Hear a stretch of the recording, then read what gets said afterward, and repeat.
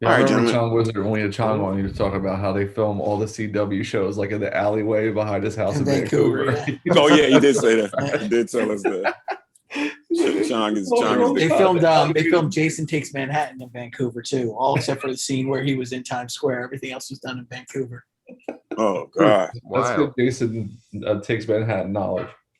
So I one thing mean, y'all I will got learn. I'm deep We in got the random Friday the now. 13th game. Oh, I mean, Hold when he knocked on. Homeboy's head off. Is My Oh, yeah. only problem when Jason got with the nanobots, that's why I was like, okay, y'all went too Oh, far. Jason X when he was in space. Yeah, when he was in space and the nanobots reformed him. I thought that's when he was a because Muslim, Jason X. no, it was in his space because That was that the has Spike the Lee one. greatest. That has one of the greatest liquid nitrogen scenes. Oh my God, that kill is Ever. amazing. Yeah, that's one of the greatest licks. Okay.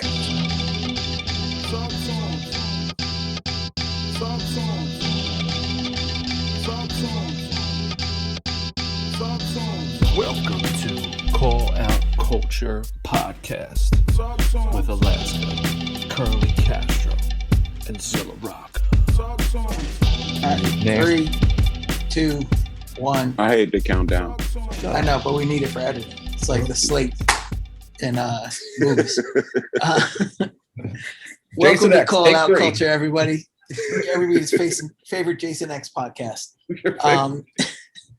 I'm your host, Alaska, with my equal co-hosts, Zilla Rocca, drinking Corona, lady light. beer, That's all they have. And I'm house Yeah, sitting in drinking in a Corona mansion. seltzer. I'm in a mansion for the next 4 days. This is the only shit they got. So It don't matter. Ain't nobody that's why beating there's like a this. map behind me. Oh, the What are you Blant. drinking, Castro? And Curly Castro is here as well, drinking Blantons. Yes. Look at that. That's good stuff. That's that Yeah. real Shush, shit. shush, shush, shush, shush, blah. Yeah. And we have some special guests with us today. We have the rap group PenPals.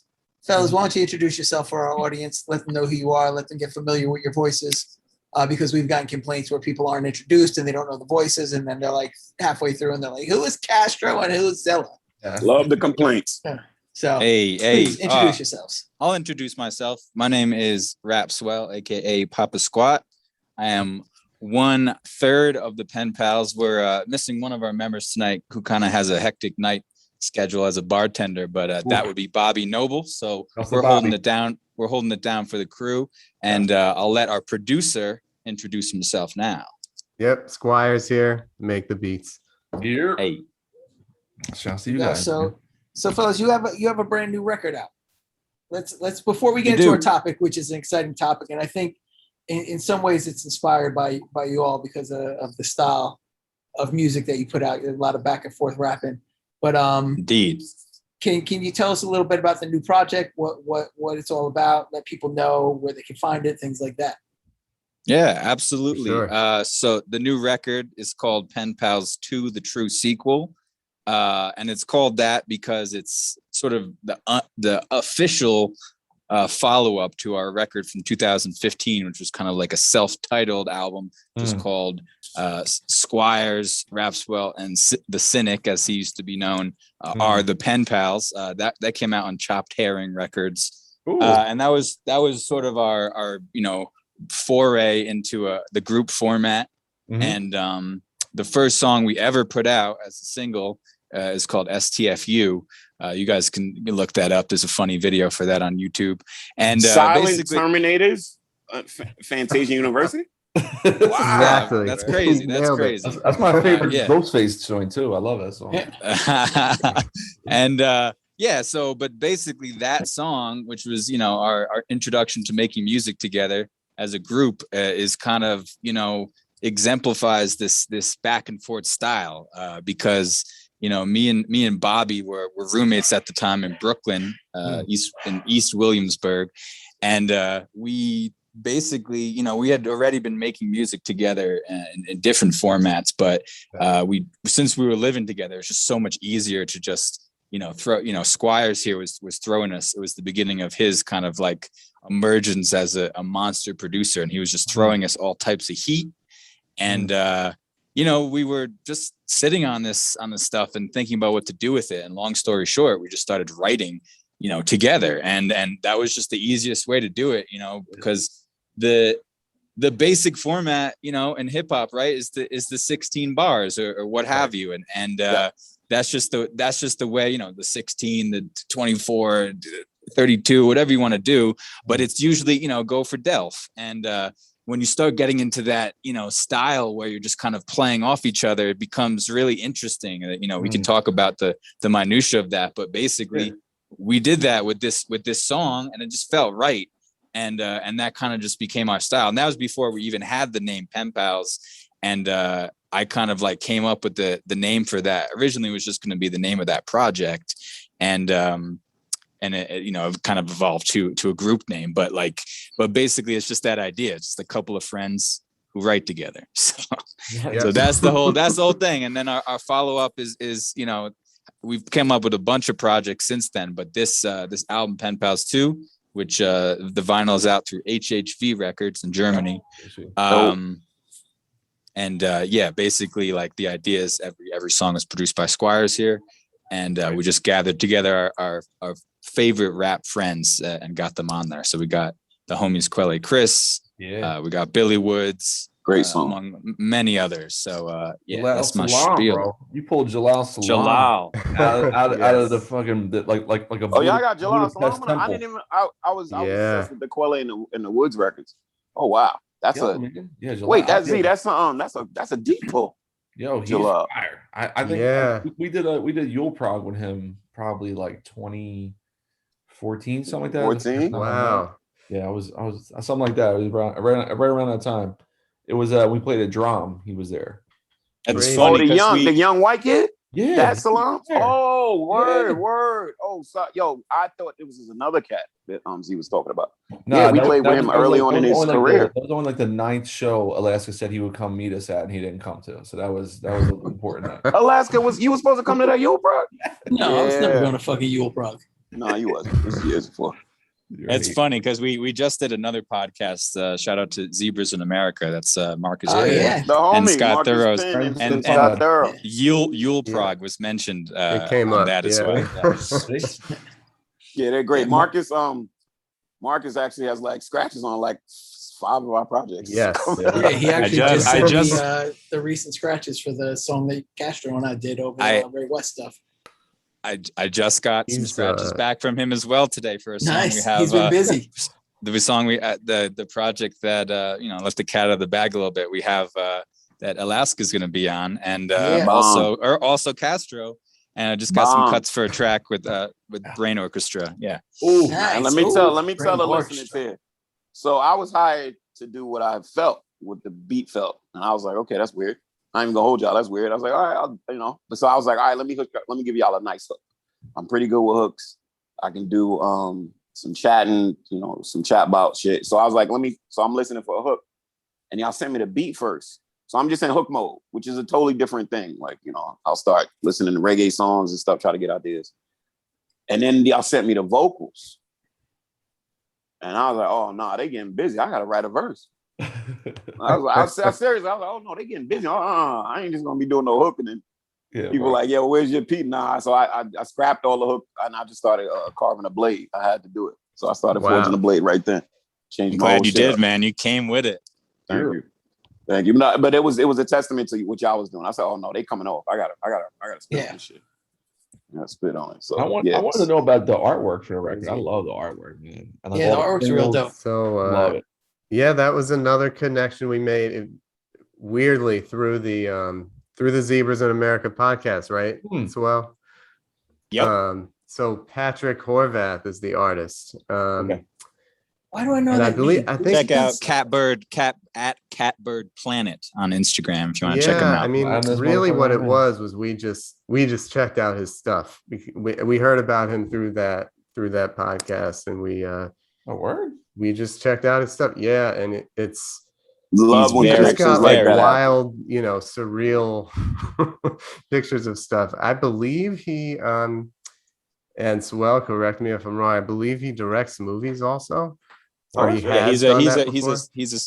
a screenwriter. He does like horror film and he does all types of stuff, man. He's the man. He's really a super professional, crazy talented. It was a joy to work with him. We actually have he did some work on an upcoming project that Squires has with Bobby, a full length project as well. And he's crazy. So that one is really fun because like we've gotten awesome feedback with that and all the singles and stuff too, because it's just like it's interesting. That's like right, he did, yeah. As soon as you look for the Quelle song too, right? There's additional artwork than just the cover. Yeah, okay, yeah. We had 3 singles with the clam, the Quelle joint. Quelle, that's Razor Clams, and then there's a song called Sun Gods, and the initial single, which is Doom Messiah, which we have a video out for that you guys could check out. Nice. So basically, like, you know, this record, honestly, like, it's just again the culmination of like wanting to follow up from that first record in 2015, and we feel really good about it. I mean, it kind of feels like you guys can probably attest to the fact that like you could be making music for years and years, and every once in a while you get that one record where you kind of feel like it's your real entrance it's your definitive work. Yes. It's when people randomly ask, "Hey man, what should I check out?" It's those pieces of work that you go to. Yeah. Sometimes it's your first one. Most of the time it's not. But it's like, this is the crazy thing is like, this is our 10th vinyl piece, right? Exactly. But it feel like I wouldn't even be mad if somebody called it our debut record. Legit. Right. Yeah, there's nothing wrong with that. We have when we do consultation work sometimes too, and just talking with just all this time coming up through these years, it was always a quest to get your definitive work together. Regardless of what it is, EP, LP, double disc, it doesn't matter. Just to give people a benchmark, whether it's in the middle of your catalog, the beginning, later on, it's just good to have a benchmark to point to without any qualms. Like when you get your definitive work together, you don't even think twice about it. Yo, just check that out. You don't even, you know how you'll tell people to check things out with a whole bunch of quantitatives. Oh well, this and but in case of that, and like you giving people all these precursors so that you're trying to formulate their opinion on it. But your definitive work, you just give it to them and you walk away. I do that with absolutely. My Shrapnel record. Hey, I don't even look back at what people. I'm out. I know the work was, take care of yourself. But yeah, definitely. That's a good example, Castro. Rightfully honestly, so, because that record is just so crazy that like if you started them off with that, then right, very hot. Exactly, and it also because Shrapnel's crazy. It's like so now you're not gonna get anything you don't expect because I already went there. If y'all give them my quick, you know what I'm saying? You like so, that, yeah. You know where to go. Yep. You like everything else, yeah. But back to the back and forth stuff. I mean, what's funny though is, and this is not intentional, but it just happened naturally. Is like that's the style that we kind of developed for ourselves, and then by the time this record came around, we weren't really like focused on that as much. So actually, there's only one song on this particular record that has that, which is the song with Quelle. And the way that came around is that Squires had the beat. We were sending us a few beats to Quelle, and basically he picked that one. He recorded his verse, and then Bobby and I like kind of put together, like really like put in work on that because we knew that we needed to come correct. But Quelle is one of our favorites out here. So that was like a back and forth joint, but most of them are not on there. I mean, we have some unconventional formats. The track with Jalal actually is a good example of that, where like he came with like I don't even know how many bars he has on that, but it's a lot. It's a lot. So we couldn't really spit 16. So we were like sprinkling stuff throughout there. And it's always fun to work. So let me ask y'all this. This is a quick question on the technical aspect. Since y'all do, you do lean into your back and forthisms with the pandemic and just people working remotely. Does that make it difficult to write back and forth when you have to send things electronically? Is it better in person? Well, that's what I'm saying. That's what I'm saying is like I think part of it. This particular record was done pre-pandemic, so or at least I think all the songs were recorded. The mixing went to Willie Green. Like the Willie Green portion was during shout out to Willie Green because that was Wood's hookup because he was just like I heard some of those some of the Arm & Hammer records that had come out like I guess Oh, it was For me, it was Paraffin. Shrines. Okay. Yeah. Shrines and Paraffin. And I was just like, yo, Can't that go sounds wrong. so crazy. Like Woods, who did that? And then I just had to reach out to Willie Green. We'd never worked with him, and he's like the consummate professional. He's so dope with the mixing stuff. Jeez. It's hard to even put into words how good. Yeah, no, I mean he's unbelievable. And such a good dude.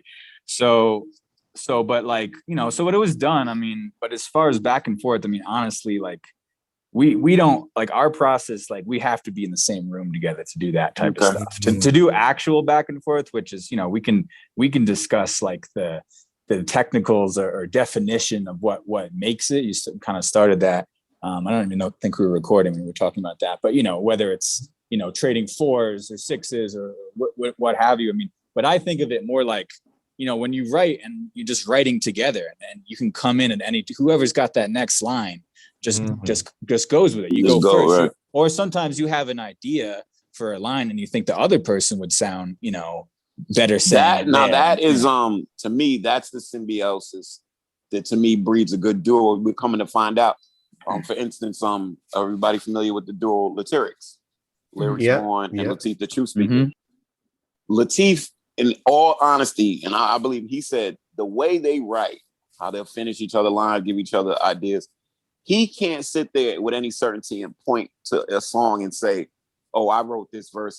Like it's totally lost. He might have wrote the whole song and then they spit it up. So something curious I want to share. So me and Zilla, we have opinions to go back and forth, but ours is based on different things. So sometimes I'll send Zilla a whole verse. Right, we're supposed to do 2 verses. I go, then he goes. Right. And for this one song in particular, Fenster McManus, I'll send Zilla my verse. I usually write first, so I send him my stuff, and then Z proceeded to split up my verse into 10 different parts, and then he wrote lines to lead him from the end of my pieces into his, and then he did all that. I don't even know how he does that stuff. I think he's done that twice. You love me, infamous Finster, crimson glowing on, maybe he'll flip you. Stocking mask, curdling laugh. You think I'm fooling until I take half. Guns in the stash or a Mac out the luggage. You're who I get drunk with and who I bust slugs with like Nacho Ball cousins. Split up the drug shit and unload clip till the day that we die. I flag down a whip when we in NY. The taxi service is how we should fly. Don't scuff up my shoes, this Artemis blue. Can you hear me in the back? You ain't got the proof. You ain't got the juice to pull jobs all upstate. Got the vest on my chest and the beard on my face. Hats in the trunk to rob jewelers and lots. 2 Glocks in 2 hands, I'm one hell of a shot. What the fuck? This is like some RZA Jizza shit. Yeah. Like Jizza will leave we'll go to the studio. I was like single and like I had a lot of time. So I was like, that'd be cool if I just took these phrases and cut them and then rapped off of. I didn't tell him where. He just cut me. He knows my bar, so he just cut me. So I would write down. I would wrote down on paper like his last bars list, and I'll start with a word that starts with that, and then your beginning part is this word. I'm like, okay, I just got to start at this point and end at this point, and I did it like on a grid like 8 times. Yeah, that's incredible. What you did. And for that beat, that was a small pro beat. I think it's like a 6/8 beat or 3/4. Yeah, it's like but it has the 2 parts. It had the how you did it, like you kind of like left a lot of space. So I was like, oh, perfect. I'll just like cut around that shit. And then but the other times we've written, like back and forth, and like we've all done it with Alaska, like we'll text each other. Right, that's the new thing. I was just, so we'll text. We'll do a group chat with the lines. But I lean into Alaska on that because I'll lose track of what did I write for this. So Alaska, go back. I'll throw it. I mean, that's what we used to do at Hangar. Like we would do it in the same room, very much the same way you guys did. Like we would get like a couple bottles of wine and just sit in the living room, throw the beat on, drink and write until like 5 It's mad fun, to be honest. Yeah, like it really is. That's the reason why we do it, is because it's just like it's just a black, like, yo, we honed the technique to a certain point where, if we needed to really do one or we needed to throw, like, we just had like a good example is we have an album that came out at this point like a year and a half ago with the producer Lars Viola. It's called The Postman Always Rings Twice. Yeah, love it. And I love the title. Yeah, word. And there's a few tracks on there where we had kind of like wrapped up the album sort of, but we still had a few fire beats, and I didn't want them to be like interludes. I wanted them to be songs. And there's examples where I just like, yo, I just threw it on and like put it up on loop and like, yo, let's just go. And like, yeah. And sometimes you can just do that. It's not as always. I mean, everyone's got their writing style, but it's not always easy to like write a 16 in an hour. But like with shit, when you're doing that and you're kind of just in the zone, like you just gotta go by the strengths or the mood of whoever is feeling that, in that mood. And so that's what I like about it. The other like, behind the scenes thing I'll say is one thing we started doing, which is really fun too, is like you could just throw a Google Doc up, and share a Google Doc, and you can actually start the person like writing in real time. That's really, that's a really cool move. And I've done that before with like, even with like 3 people, you just have it in there, someone's coming up and you can kind of see them coming up with that idea. It's kind of that's a cool interesting. thing. 21st century. It'll last real quick, and then I think we should hit our first break, and then we'll fall into our topic. When you and Hanger were writing, when you and Wind were writing for Hanger, because this is always curious about me. So if anybody doesn't know, I'm like a super fan of Alaska's original group, Hanger 18. Was there, so when you're doing your back and forth, so when you're writing together, was there, because I always noticed there was sometimes a flow choice. It was like, oh, okay, we're going to do this flow in the song. Yeah. And Wind might kick it off, and then you do it like almost the exact same flow, same and vice versa. So was there a flow choice made before a writing choice? No. So we would actually break the songs down before we would write it. So we would know exactly what the structure was going to be. And then whoever got the first piece in, basically that was the flow. And that's the way we would do it. And the good way about doing it like that is like, so if it's a 2-verse song, I'm starting the first verse, Wind is starting the second verse.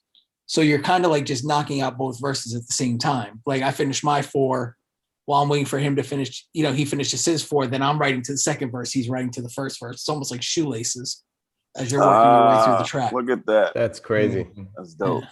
Shoelaces, that's a great analogy. Okay, let's hit our first break, and then talking about back and forth.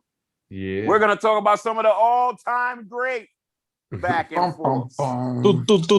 This is Call Out Culture. We're here with PenPals, the new Naughty by Nature. So the fuck down on those strokes. I like my shit cut thin. Prosciutto, bitch. Expensive cheese. PenPals, we back committing scandalous acts. Old printer, I can handle the facts. Exotic fabrics in the whip, keep an ostrich in the back. Yeah, that bird thick.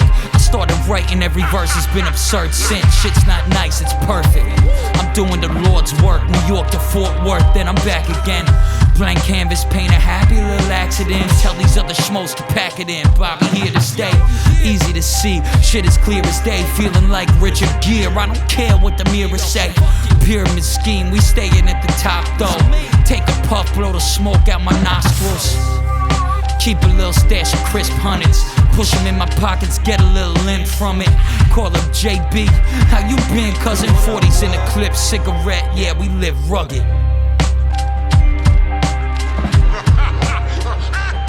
So for this section, let's talk about some fucking legendary back and forth charts. Yeah. Basically, if everybody just wants to jump in, sort of pick a track each. I'll let the guests start first, whichever, Squires or Rapswell, whoever wants to go first. Go ahead, pump one out. Squires, go for it. All right. Of the ones I was thinking about, I'm gonna say, and what we were talking about, prior to recording today, the Beastie Boys, Get It Together, Q-Tip. Nice. You guys probably know the story. It's been documented a little bit, but it sounds like in their studio in LA, they had Q-Tip drop by and just record straight. And then they went back to it later and I don't know, spliced up the tape or whatever you had to do back then. And you definitely had to cut tape. Yeah. And then recorded their little bars in between his. So yeah, I love that one. Yeah, you know what's crazy? That song, I've heard that at every hip hop centric cookout I've ever been invited to. That's in the playlist? Always. That's in the playlist? Always. I gotta hear the beat to remember to shock me. It sounds like a tribe. It sounds like a tip beat. It sounds native tonguey. It sounds native tonguey. It sounds like tip produced. Okay. Solo dolo. It's like a 1-bar loop, just a straight Yeah. And it's got the what's the name? The Gil Scott on the hook. Get it together. Is that him? Eugene McDaniels. Yeah. Oh, yeah, Eugene yeah. McDaniels. Yeah, my bad. Yeah. Phone is ringing. Nice. Oh my god. Right. Good pick, Squire. Yeah. Good pick, man. That is Z. that and that song is just like crazy too because it like I used to bump that album so much. There was one summer that I just bumped that record like every day. What is this? I don't Ill know. Communication? Yeah. No, it's Yeah. Ill Communication? Yeah, communication. And it's just so good. And like that song it's kind of an outlier in that record because I don't know. I don't know why. It's just maybe it's just because of Tip, but that beat and everything about it is it's like the most hip hop shit ever. Totally. Like right. They I mean, they literally like finished his lines for him. They cut it up to that. And it's that That, Beastie like, Boy precision. style, which is kind of built for that type of stuff. Yep. Right. yeah, Beastie Boys in general. I mean, that's a good, mention because that really like their whole style is based on the back and forth rhymes, Sure. and especially the album Paul's Boutique, which is my favorite record of theirs. And like there's so many songs on there that like I was making that playlist of good back and forth, and I could have put like half that album. There's the sounds of science in general is like just in particular. You know what? I make the correlation now between them. There's a lot of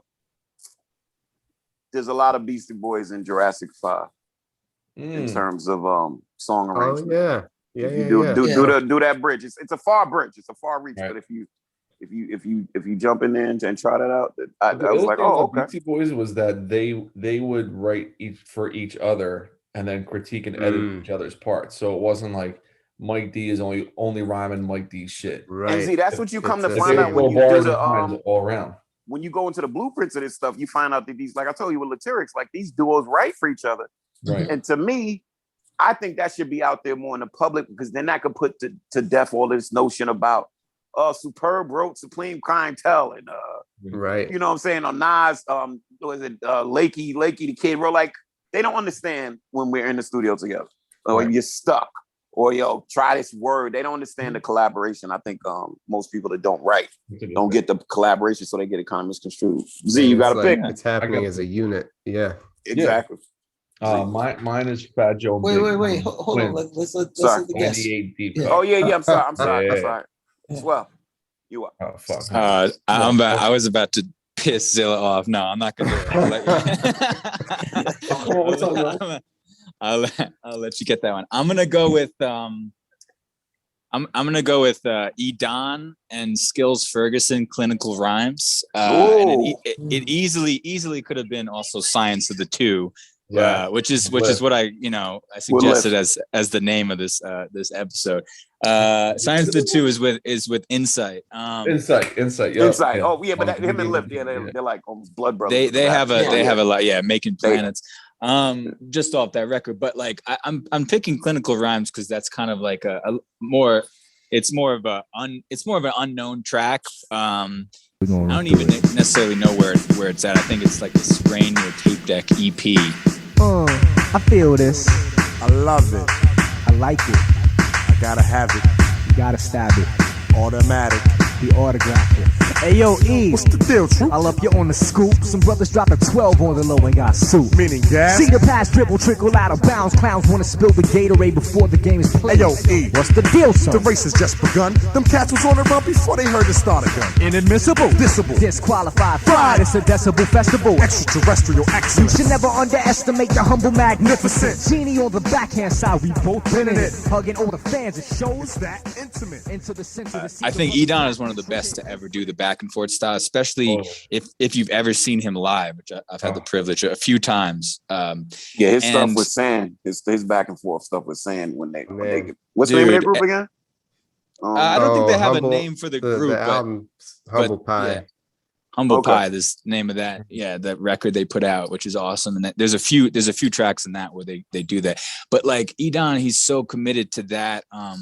It's very much like a tribute to this kind of like, I guess it would be like late 70s, like the birth of hip hop. It's like Melly Mel.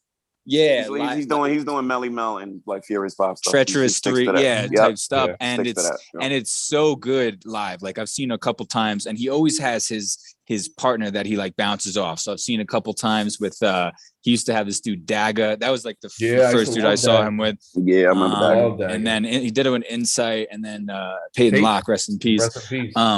And every time, like you could just tell that like whenever somebody was touring with Edon and doing shows with him, like they really locked down and got their rehearsals tight, which is like really dope to see. Like it's just an inspiring thing to see, like when, you know, there's times where they and there's a bunch of songs that Edon has that he only really does in a live format, and they're so catered to that style. Like they literally will say a rap line and every other word is, you know, the other person. That's like it's not even comprehensible how you can like get that rhythm. No, the attention to detail on Edon's live is very exemplary. Like, you know, he'll do things with the pedals, he'll hold in his hands.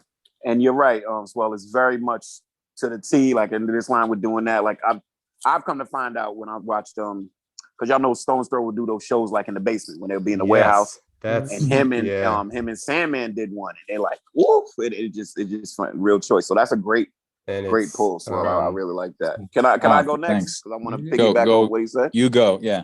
Okay, so let me get my little notes. So I have my little on the back of your gas work. My OTB sheet. This is on the back of a birthday card. Okay, so piggybacking off what Swell brought up, my first pick is a Mr. Lift song. It's called Folklore, and within this song, it got one of your favorites on there. Z Vinny Paz is on there. He's actually murdering it though. But the other feature is Dumbtron, who is made up of Willie Evans Jr. and Peyton Locke. Rest in peace. Oh, crazy! And they are murdering. That's actually in the song. Willie Evans. And they're going ham, and it's just like, you know, I know we're not really doing lyrics. We'll drop the pieces of the song in to get that more, but it's just like Willie Evans and Peyton. Well, I like some back and forth when you know that there's history. These guys have been rapping with each other for a minute. They can finish each other's lines if they wanted to. And Dumbtron is that. Like Willie Evans and Peyton been working together with Lift, obviously, too, as a triumvirate. And Insight, that little 4-piece. That's that Boston stuff. Yeah. And so they just really come off. I love Willie Evans for years. I love Peyton. Again, rest in peace to the God. I just was such admire their styles. And then when I seen Lift do a song with them two on it as a group called Dumbtron, I was tripping. I used to talk to Z about it, and I got confused with Babbletron. I thought they were Babbletron, but they weren't. But that's my first pick. To the mic, Dumbtron. Abrasive levels of praise, devil music with a monocle. Phenomenal rhinoceros in a box with much smaller animals. My hoofs on your mandible. With ox cutter audio to shave loose tooth for now. So crack me a grin as fake as you can. The black creature like the Grim Reaper shaking your hand, fam. Indeed it is a rap feature. Dumbtron is ear prawn creature from the black murk lurking when you grandstand. And take an elephant shit on you and your man's plans. Y'all some parrots and fakers, the pair of Pam and rather unique when they out of the at a crowded boutique. Smack a whack rapper out of his teeth. Music concrete. The heels of a punk politician, Trump I think it's on that EP. I heard it today from Mr. Lift. Ooh, good call. Yeah, Lift got a lot of them. Nice. Like, yeah. Got the Rickety Racket. 1135. 1135. Yeah. Well, Rickety Rack is ASAP's song, but Lift's on there. It was on there. Yeah. He's got one with he's got one with Edon for I think it's like the Cut Chemist shit.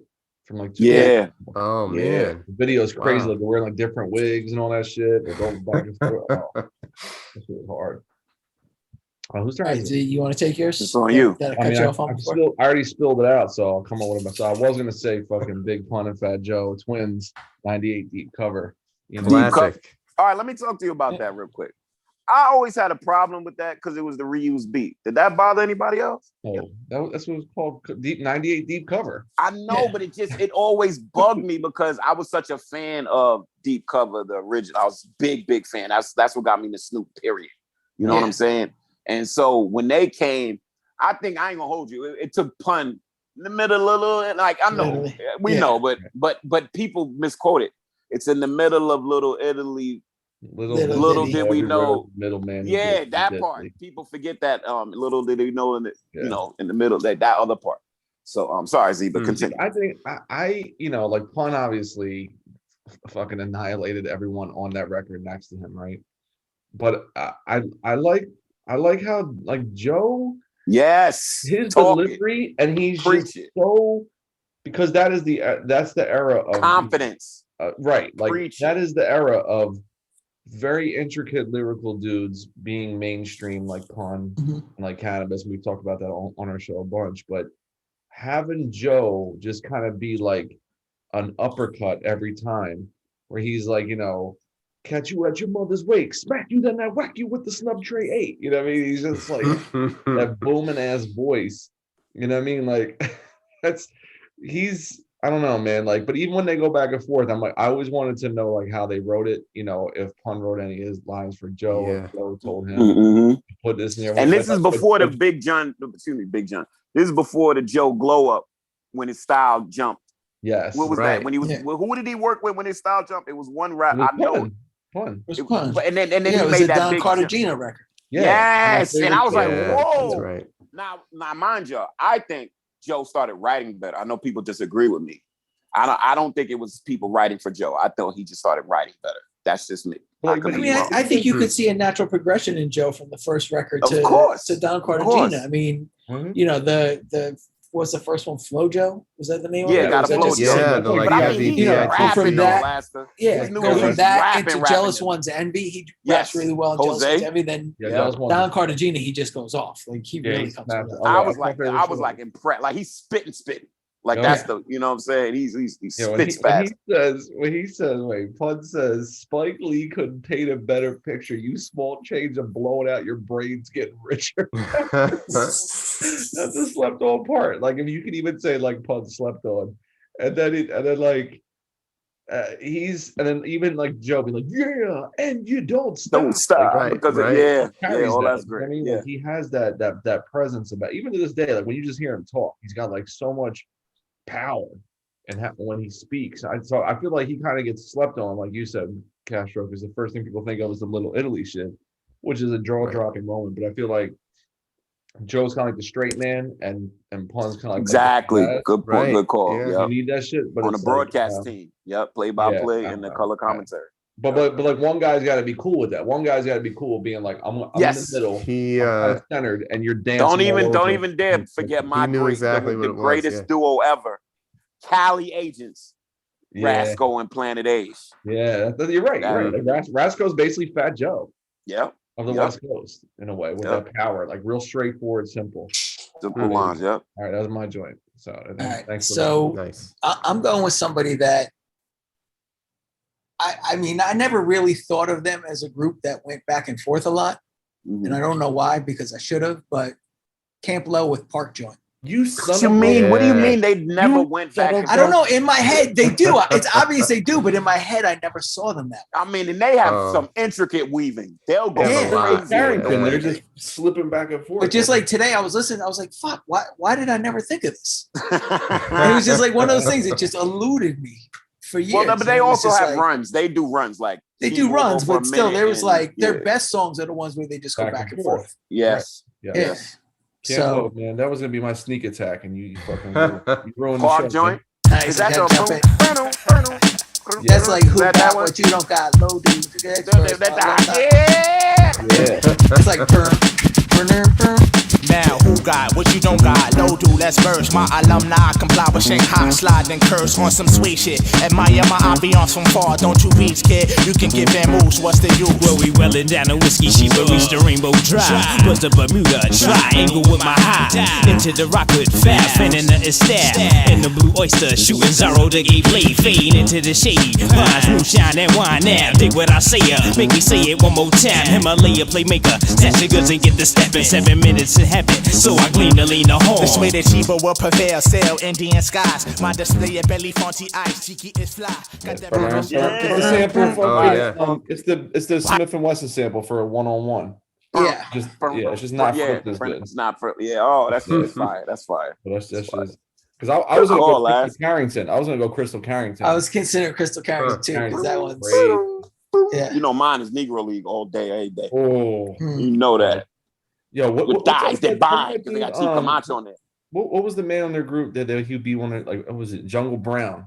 Jungle Brown. That's I gotta all. get Yeah, Jungle he's on Brown. Nigga some Lane. shit. No, it's not Chief Kamachi. Wait, Kamachi's on there, right? No. That's Nah, he then ain't. it's Jungle Brown. Yeah, It's Karachi Raw. It's not Karachi Raw. Raw. Yeah. That's an He's ill name. destroying it. He's Yeah, And you know what I love? I love Catchy. Never hear about again. Who is this guy? I don't know. I never saw him again. All right.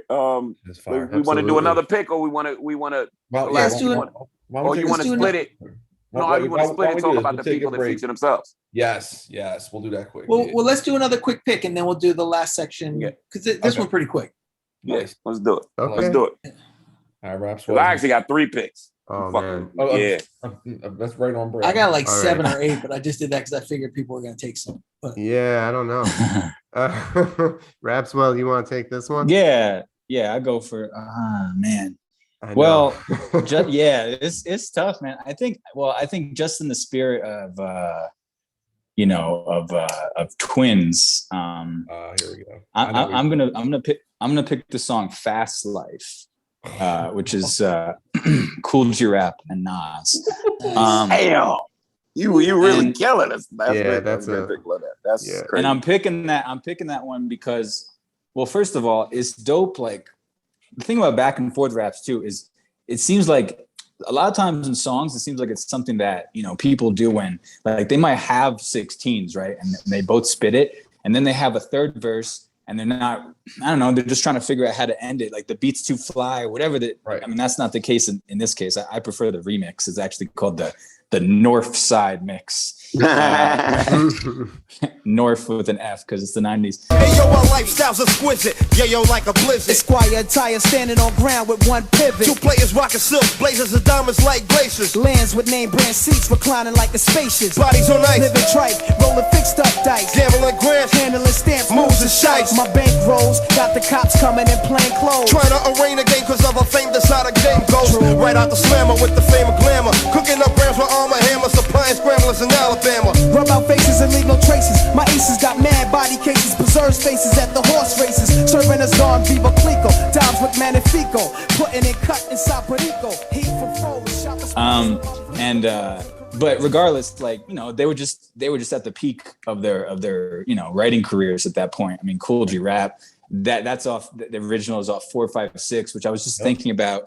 Great record. I was just thinking about this week about how, like, that might be one of the most unheralded classics of the 90s rap because like nobody really talks about it in the same way that they talk about other records that came out in like 95. Is it G Rap and and Polo? Is it G Rap and Polo? I think it's just a Cool G Rap album. yeah, it's a 456 record, I think, right? Okay. Yeah.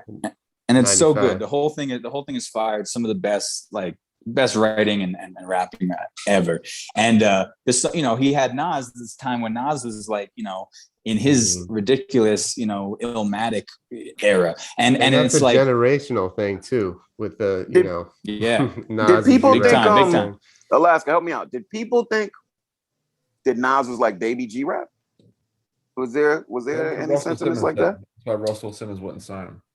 I never heard the Baby G Rap. I used to hear like Baby Rakim, like he was the new Rakim. Yeah. Okay.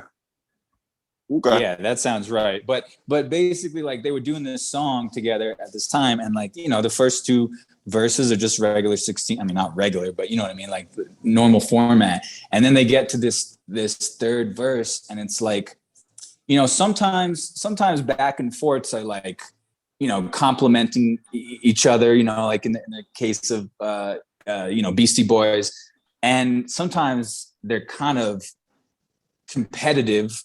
Which is what I would call, I mean, I don't want to like, maybe this will be someone's pick later, but like, in the case of like Jay-Z and Biggie, if it always felt like a little bit competitive. This one is kind of like in between there, where they really are complimenting each other. But they're also like trying to spit the hardest fucking bars that they possibly can.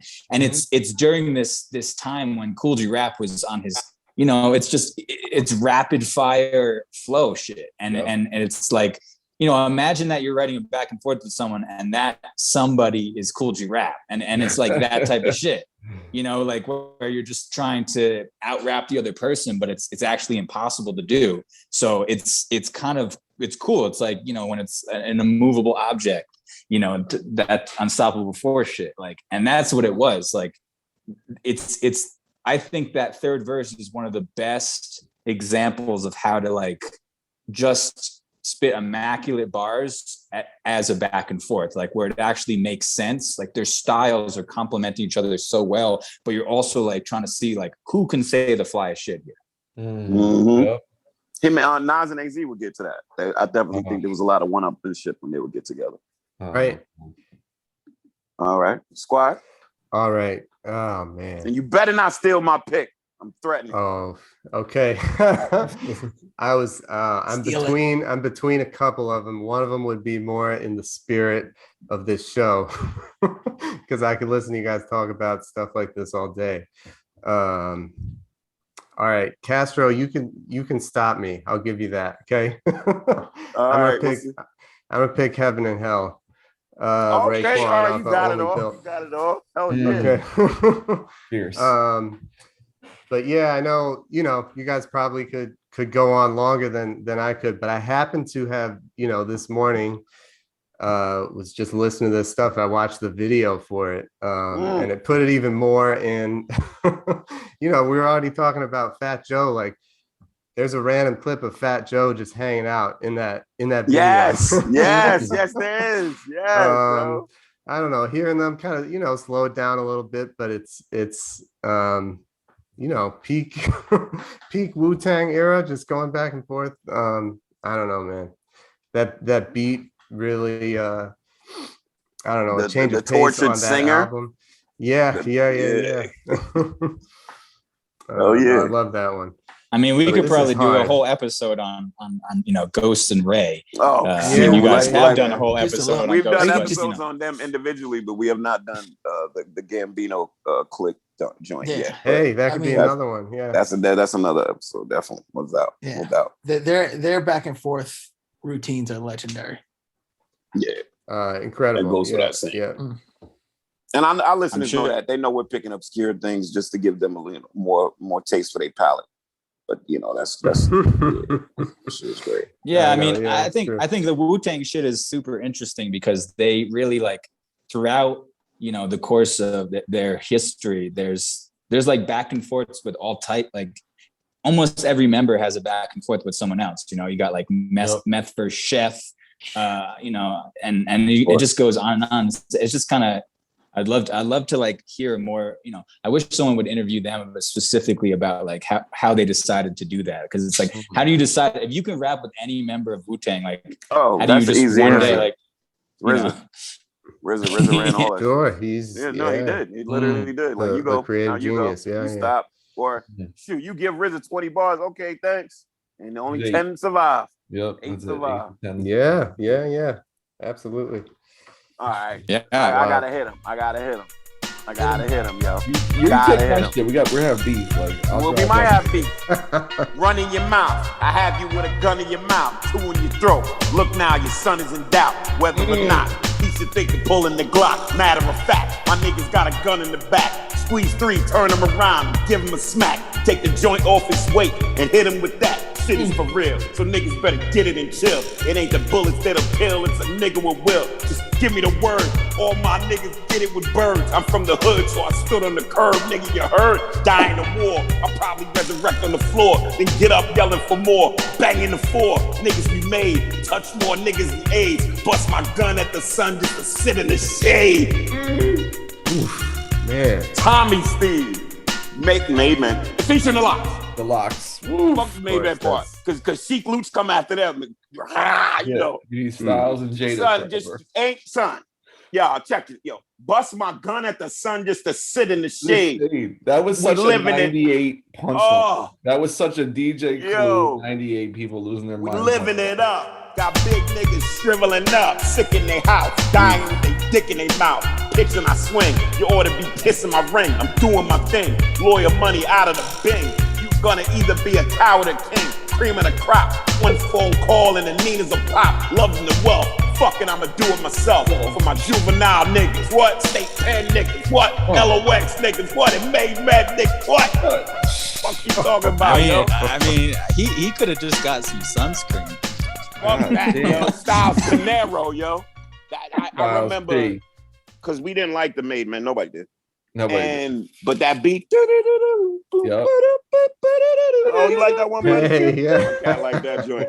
And then they just came on, and it was like this flowing, like flag in the back, was just red. It was flowing, and they was, oh my god. And anyway, Made Man got a budget because the video looks great. So I will always give them credit for coming up with this. But anyway, that's leading me. This is the LOX Locks, Jada and Styles, the 1.5. The flow is called the 1.5 because some bars they'll go one and they'll go half and then they'll anyway. But just my point of flow masters in the sense that a lot of people have copied them straight up. Mad confidence, finish like we gonna make it with the we gonna wait the one with the whales. I was gonna squeeze say the scale they weigh the whales with, like damn, like I think if we were to like get like if we try to figure out the song that has a back and forth that was like the most successful song, it might be that. That definitely might be the last, most definitely. If we're not talking Ray and Ghost, there's a super overlooked, underrated, incredible 4-minute song of Jada and Styles on Jada's album, The Last Kiss. The Last Kiss, like 10 years old.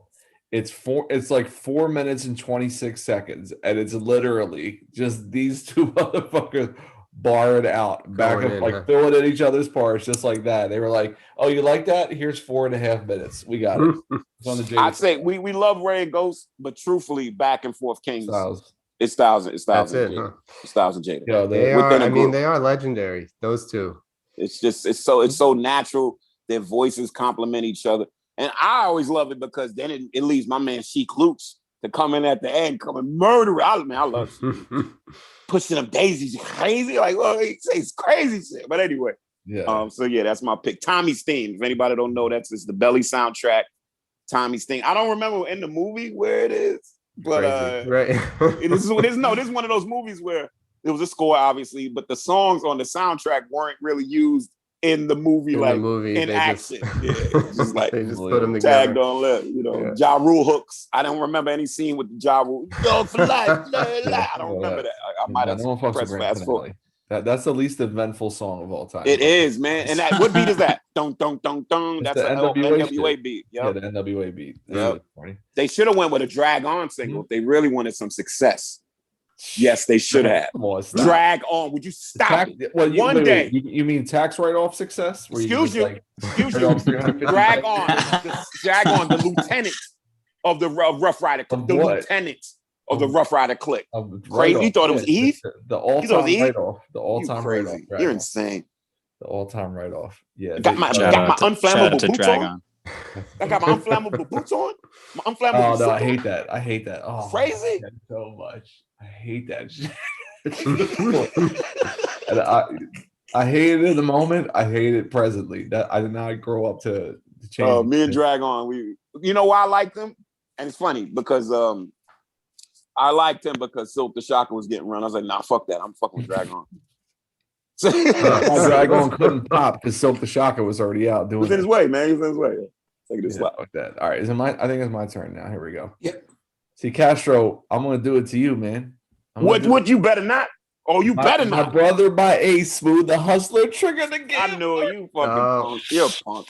But it's fine. Somebody had to say. We had to say. Started back to back, gat to gat. Now it's track to track. So welcome. All your herbs get done up. Run up with your gun up. All brothers get hung up. Jet, set, position, black suitcase, black fatigue. Strap, gun holster, ready to toast ya and roast ya, leave your clap. Drop MCs like heart collapse, so dead that. While I drop degrees and show you motherfuckers where our heads at. We saw who said that. Underground anthem pledge rap. Fuck with Saratoga, get your head cracked. Broken language, brother force, some other force. boss. Trigger the gambler, I'm my brother's keeper. That's why it ain't no double cross. Fake frontin' faggots, soft like fabric. I got gadgets, my craft go static. Pussy niggas get dramatic. Dramatic, get niggas pussy static. Cause craft, my gadgets got our fabric like saw faggots. Frontin' fake if you're backwards. Any crews that refuse rules and regulations get reincarnated in tools on sets. Niggas bro.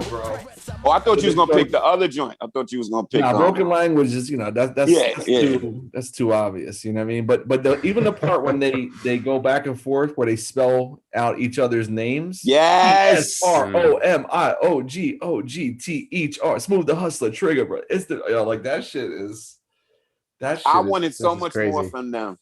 But I think it was a hierarchy. Smooth was like the artist. Trigger was like secondary. And I don't think Trigger wanted to do as much as Smooth did. That's why they never did a double out. Like, why wouldn't they? I think Smooth dropped a record and Trigger dropped one record, right? He dropped one record. The Trigger dropped. Did he drop? I think it was a short little piece, maybe 10. I feel like he did. It feels small. I know Smooth. I'll be honest with you, like I have the Smooth the Hustler album, Once Upon a Time in America, and it's one of those albums where it's like it's great because of 3 or 4 songs. Indeed. And everything else is like very 95 about it. Filler. What's up? 95 filler, not bad way, but like. Yeah, like it's. I mean, it's got like I mean, put it this way, like DR period, who did that beat? He did Broken Language, MOP shit. He's putting in work. Like DV Elias Christ on the record a lot. You're that. That's but man. Yeah, it's just kind of like a standard 1995 like East Coast album, but the highest points are obviously like Broken Language and My Brother My Age, which are like it's just a cut above. Right. And it reminds me of like when we had Vic Spencer on, we were talking about the cannabis shit. Mm-hmm. They obviously Smooth made a better album than Cannabis, but it's like when you can do shit like Broken Language or My Brother My Ace, I need 5 songs on that. Right. Like the ratio should be the other way. It should be 5 high-end songs and like 3 low. Yeah, it should be the other way. Yeah. Back then, I guess I'm curious to hear what you guys think, but what do you think the extent of like the labels having a hand in that and like kind of watering things down a little bit? It seemed like such a diverse topic pool. They would let cats rap about a lot of different things. Oh, right. You motherfucker. Shouldn't have let that cat rap. Okay, I'm gonna control myself because we're amongst company. Bunny, what the fuck?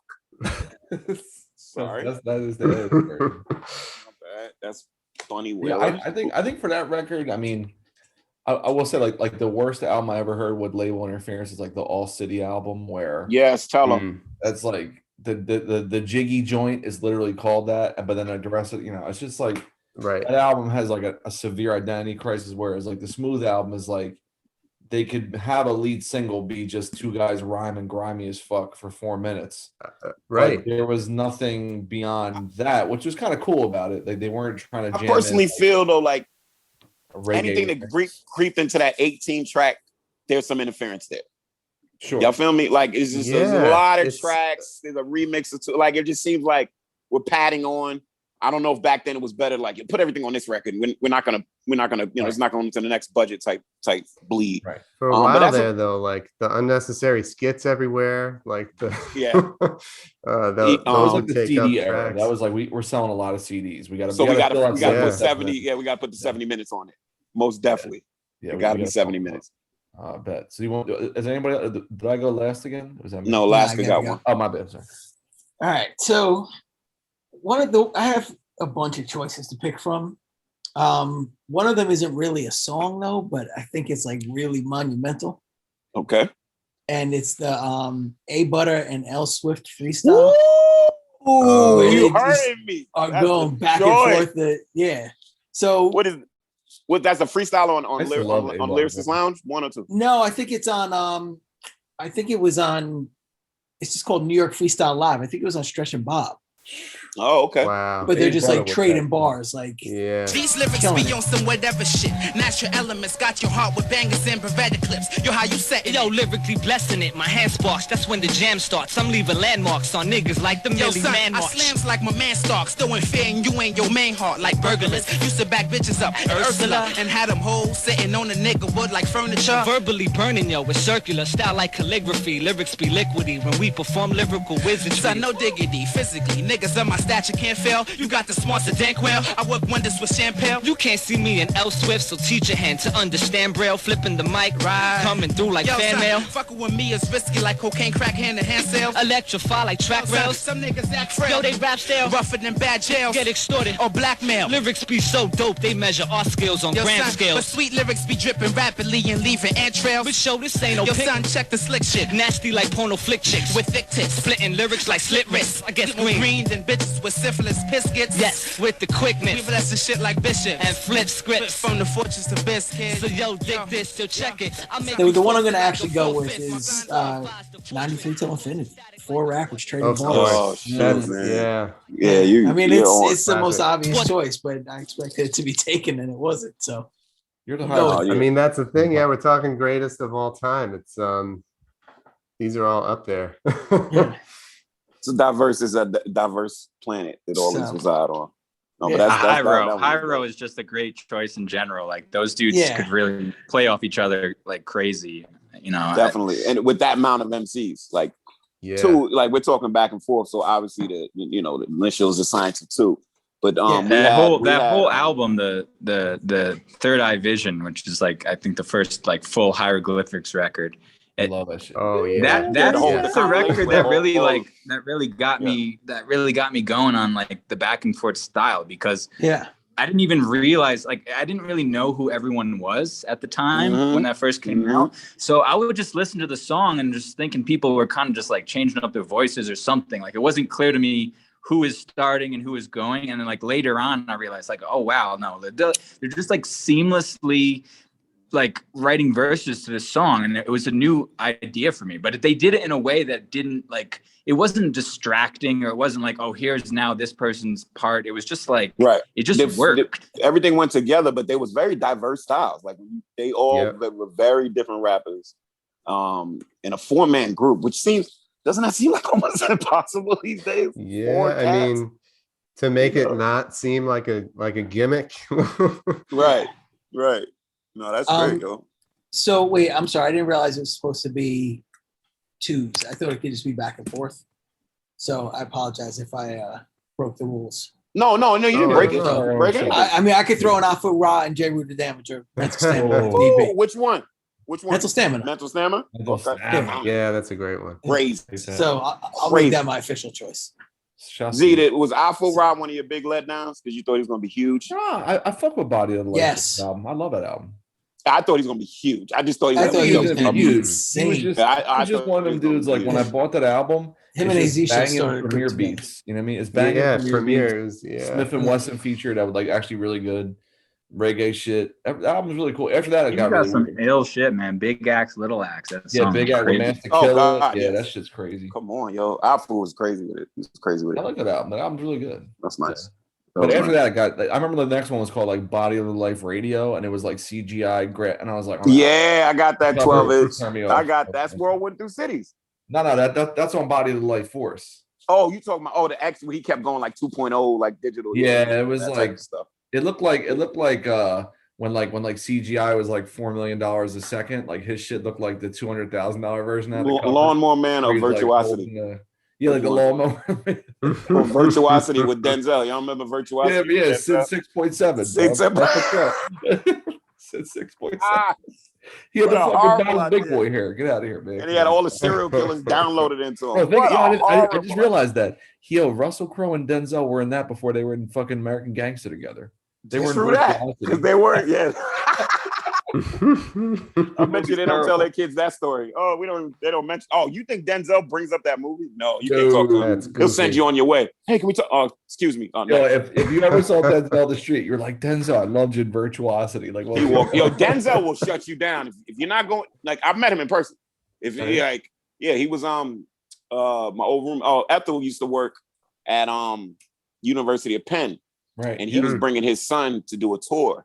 She was part of she was part of like athletics and programming at that point. So he was he had to go tour like and Penn is known for their track facilities and stuff like that. Yep. So she met him, and it was funny. She met him, but she knew early. Oh, he wasn't autographing. And she saw like 4 people come up and try to get an autograph. He said no. Oh man. Like, but just no, I'm not. I'm here with my son. They would have been like, "Yo, Virtuosity fam." He would be like, "Word." Like, oh, you watch that? Big V and all that stuff, man. Yeah. Oh my God. God. All right, let's take our last break. Let's take this break. All right. We'll be back. Steel's Kitchen, the new compilation from us, Wrecking Crew. The follow-up to last year's Raheem's Lament, dropping June 4th at wreckingcrew.bandcamp.com. All new joints from Shrapnel, Career Crooks, Cargo Colts. All new solo songs from me, Small Pro, Curly Castro, and Prem Rock. Alaska's on there. Marcus Pin's doing cuts all up and down a piece. Fresh Kills got a beat on there. Shouts to Canada. We got Jason Griff on this piece. Stan Ipkiss. Fatboy Sharif, our very dear friend. Scorsese, rest in peace. He's on there. Yo, man. Disco Vietnam Dose 4GW. Whew. Mastered by Cryptic, one of Adam's fam, and artwork and design by PQ. Family affair. And our family's the illest. Wrecking Crew, Steel's Kitchen, June 4th. Get it. Hey, what's up, Call Out Culture listeners? It's your boy Jason Griff. I'm here today to tell you about my new album, Fireside Chats. I flipped a bunch of punk rock samples, made a bunch of dope beats out of them, got a bunch of dope rappers to rap on them. Everybody from Call Out Culture will be there. Zilla Rocca, Curly Castro, Alaska. Shit, Alaska's there twice. I got Alex Ludovico, I got Billy Woods, I got Juggernaut. Of course, my homie Scorsese is on it. And we got it available today at insubordinaterecords.com. You can get 10% off with the promo code CALLOUT. Fireside Chats, check it out. Peace. So we're going to take it home with this final topic. Something that I kind of noticed doing my research on back and forth artists is there are a lot of instances where an artist will go back and forth with themselves. Hey, yo. So, there we go. Exactly. So you got like Biggie on is it Give Me the Loot? Give Me the Loot. Give Me the Loot. You got Redman versus Reggie Noble. Of course. Clear Blue Skies. Right. From the Juggernauts. Paz But I Got a Man. I love the Paz. That's on, right. on Clear Blue Skies, people thought that was Fever, the big brother, Slim. Kev. They thought it was Slim. Like some people, I remember I thought it was Slim for a long time. Kev. And then we always had all the Razzcast God and the Devil, where he would always pretend to be God or the devil, but it's Razzcast. Yep. I had taken some notes here. Quasimodo. There's a bunch of those. There's a perfect point. Yeah, Quasimodo. That's crazy. Have any of you guys ever written a verse like that or recorded a song like that?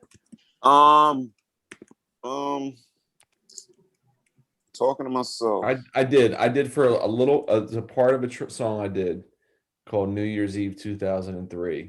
Yeah, where he goes into the future and calls himself. Yeah, I call myself from a dream. It was based on like me playing the Foo Fighters video Forever Long, where he fucking calls himself in a dream and wakes himself up in real life. So like that, I did that shit in the song. That's about it. I've never crazy. rapped to myself. No, I've never done that. No, I'm thinking about it. I don't think so. You guys know. I think that not to cut you off. I thought it would be it's a voice and a register thing. So if you have another voice, then I think you'll be more inclined to try it out. Right. So like you have that DMX range. on Damien, like that's a perfect one when he does, when he does the devil's voice with that high register. Yeah. Have you guys know Insight, like the rapper Insight? He even has a group that's it's him. It's him with like 6 different rappers. It's one of the craziest things, and he has a song called 17 MCs, which is really dope too. And it's literally that's a good. I mean, it's literally just him rapping as he just creates all these different personas. One of them's really hype, and another one's like, and then he just so he's not doing any like voice modulation. He's just doing regular. No, it's just him. I like yeah, that. That's dope. Yeah, that shit's really and the album. I can't remember what it's called. The group that he had. Do you remember, Squires? No, I don't remember it. That I was trying to look that up, but I can't remember. C-Ray's Rawls. Yeah, on the Prelude. And didn't Supernatural do some shit like that where he would just do? I mean, he would do other rappers' voices, but all right. Let me be honest. When I first heard it, it was cool, but then I started getting into like impersonators Godfrey, stuff. And so when I went back to the Supernatural stuff, I felt like he should have done more work to really get people's voices down. But how hard is that doing live with your breath? You know what I mean? To go into like a real impersonation while you're doing hip hop mannerisms is a lot different than just doing impressions, pacing back and forth as a comedian. Right. But yeah, because like Black Thought does Big Daddy Kane to a T, and he does Cool G rap to a T. Like their flows, and I was like, "Oh my goodness!" He does that on a song called "What's that?" Web. I think it's Web. Yeah. Web. Yep. Yeah.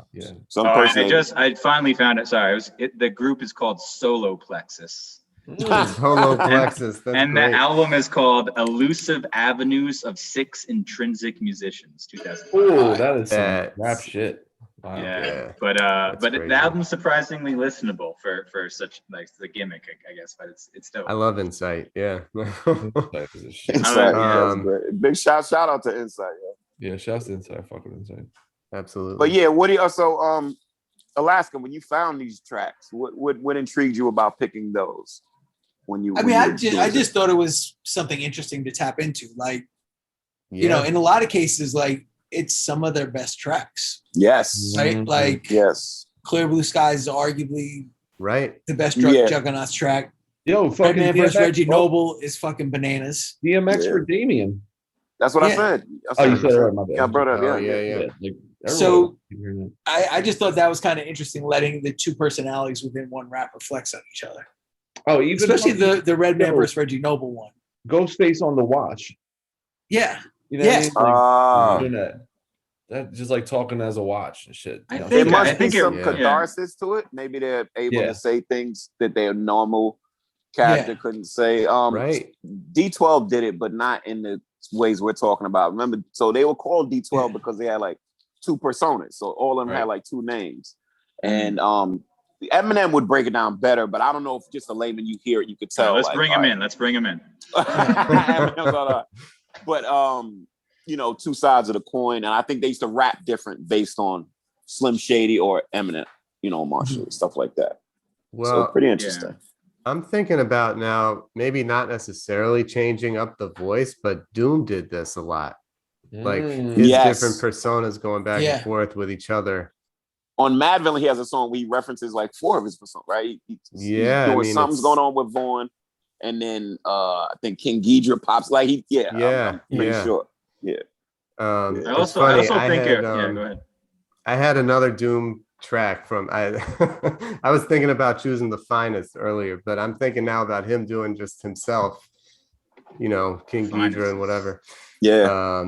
That's crazy.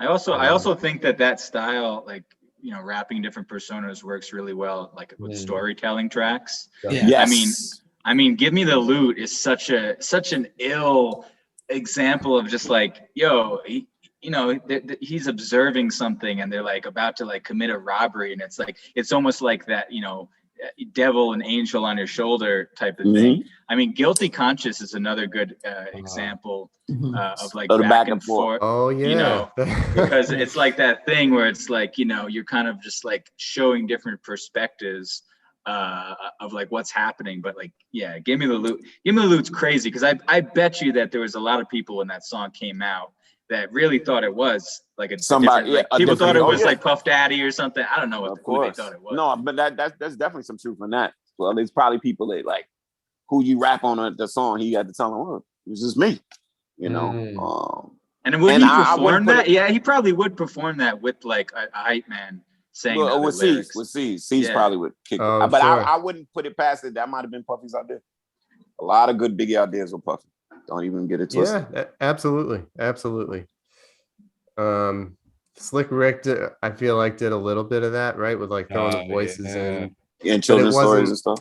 But it wasn't usually wasn't like consistent, like bar. He would do like a woman's voice. He would do women. He would do women's voice. Like a woman's voice. Yeah, he would do that. He was but he had the illest flow, one of the illest flows ever. Yeah.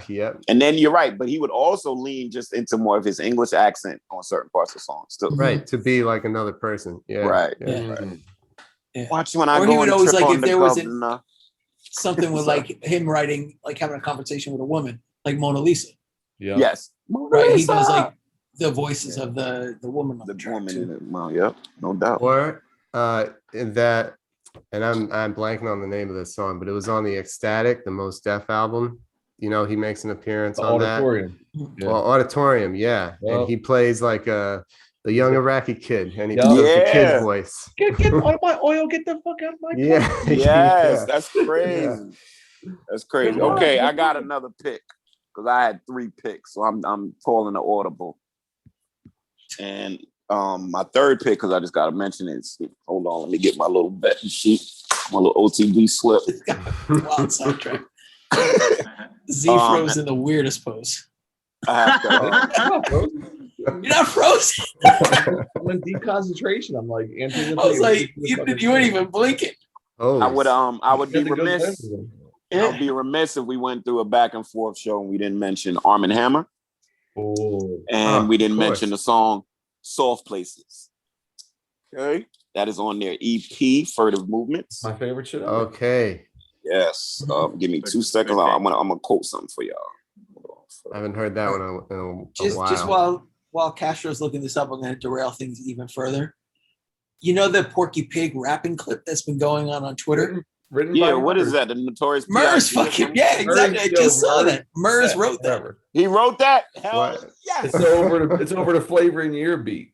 Yeah. Oh Porky my Pig going God, in. that's crazy. That's incredible. Murs.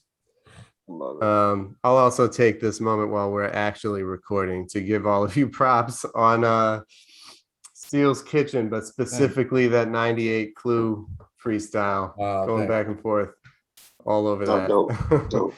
It always these days it always sticks out to me when I hear the bar for bar stuff on like new music. Shit. Thanks, man. Z, was that another matter of you doing surgery? Yes, a lot of surgery. Yeah, it was. I thought so. Oh, Yeah. super surgery and cut. Oh, crazy. Like he cut off like Cut a 8 lot of of my shit. bars. Yeah, I cut a lot. Me, Jaw set, signed the form. Sky hard, wind raw. Cat's paw. Outside the Arab store. The ragged gathered in the beast maw. Ahab washed ashore. Black. 2 sugars. This is not my block. This is not my hood. This is not my stoop. This is not my room. It's not my mother's lab. It's not my brother's beat. It's not my father's scold. I might have lost my teeth. These walls are painted weird. New neighbors barely speak. Her other partner's queer. Secrets and tangled shit. Dingy brassiere hang on the wall like a wreath. She creep. The news says 2 dead, 2 fled, iron hands, faces lead. In gray areas broke the bread. Shame burning, hit his head. Night terrors, clawed legs from under beds. But these, we all know these are high level writers. It's like absolutely they on the mountain with the slabs of granite, just chipping away commandments as they seem fit. No, and you can hear those. I mean, you could have just read those straight, and you could hear each of their voices. Crazy. Yeah, it's wild. I think that might have been the first project of theirs that I heard. I think Swell sent it to me. He's like, "Hey, these guys are dope." It's really good, and nobody talks about it. People are kind of. That's actually that's Zilla's favorite Arm & Hammer project. Yeah, it's so good. It's really good. It's so good, and what's the one it's I think it's a point where they really started honing their sound as far as working with Messiah and Elucid producing. Yeah. So that was like the first because race music was a big sprawling effort with like big producers and stuff, Willie Green shit, and then this one they were like producing their own sounds. I think. I just think so many of their best songs a few of their best songs are on that record, and that's why like people need to go back to that because BET, Affection, Affection, shit. Of course, Duppy. Touch and Agree. Right. Touch and Agree. Duppy Reprise is good. It got some guy on there. It's pretty good. The podcast and that motherfucker is on that joint. It's also just a wild album title too. Once you know what that is. Whatchamacallit? I've been watching The Wire, And one time, McNulty's walking away from fucking Bodie. They stopped to eat together. He's like, "Hey, don't be going making no furtive movements." I was like, "That joke sucks." Man. Yeah. He did say that too. I was like, "That joke, that's the worst, yo." So don't be out there making any furtive movements. Didn't age well at all. Word. Well, boys, it's been fucking fantastic. Yeah. Absolutely. Man, just the playlist alone, just on the shit we talked about, even along the margins. We gonna make a YouTube playlist for this episode? I don't know, man. I'll see. I think we also have so much good Patreon shit on like really bad Denzel sci-fi movies. We could just talk about. Oh yeah, that's gonna be great. It's gonna be great. Man. When we get the pen. Oh, Z, your squad took an L. Milwaukee. Man, listen, I ain't worried. I'm an Atlanta guy. Brooke Lopez at 33, Atlanta baby. the finals. Career playoff high. So they down again. We'll see. It's all right, I'm not worried about Atlanta. Listen, Atlanta took these smacks from the Sixers, and we're like, word, that's all you got? Cool. Next game, we smack the shit out of you. I've watched this. Okay. I've seen this already, man. I'm good with this. So, I appreciate you letting me know that. All right. But Swell, Squires, thank y'all so much for joining our little circus. Yeah. Let everybody know where they can find you. Word, yeah. Check us out. Check us out on we primarily would like you to check us out on our Bandcamp. So that's pen-pals.bandcamp.com. But we're also on Spotify. Just look PenPals, one word, on there, and wherever else you like to find your music. But check us out. Check out PenPals 2, the true sequel. And Squires actually has a beat tape dropping, I believe, at midnight. I do. It's called Tape 2, also on Bandcamp. So check that out. Squires, what is the Bandcamp that you just Side note. Oh man, hold on a second. He doesn't even know his Bandcamp. This is how it's brand spanking new. Fresh out the box. No bodies on the gun. Squires Makes Beats. Is that it? It's just squiresmakesbeats.bandcamp.com. That's it. He's got Sorry, go ahead. It's all one word. It's man, just a beat tape. It's my second one. They're both up there. They'll both be fully available as of tomorrow. So we'll put the links in the episode description so people can find it as well. Okay, perfect. All right, gentlemen. Anything else to plug, fellas? That's all I got on the horizon. I think that's all right now. Cool. All right. I'm going to plug a verse of mine that just dropped with the homie Torito and Jumbled. I got a song on their new EP coming that just actually dropped during the episode. So. All right. Wow. Nice. Damn, man. I got a Darko record with Big Baby Gandhi called Teenage Angst That Wasn't Paid Off. I'm on a song called Love Potion Number 9. I made it at a time when it wasn't in vogue to just shit on Ben Simmons as a shooter, but I did. And you can hear me shit on Ben Simmons as a shooter on that song too. Boom, there you go. It's prophetic. I'm on one of the greatest albums of the year. Correct. Prem Rock, Lil Bear and Crow. Hey, I'm on it too. On a joint called Joel Osteen. What a coincidence. Zilla got a beat on there. Yep. Yeah, really go check that out. It's another Backwoods opus. Vinyl will be forthcoming shortly. I was looking for that. I wouldn't say shortly. Vinyl will be forthcoming. The vinyl will emerge at some point in the next like a phoenix over the horizon. Yeah. but we also got CDs coming, so yeah, it's just cool. I got a record coming, but I ain't talking about that yet. All right. Hey, so do I. Good, man. Peace out, everyone. Thanks, fellas. Yeah, thanks again. This was a good time. Appreciate y'all. Appreciate y'all. Right. Peace. Peace. Talk to him.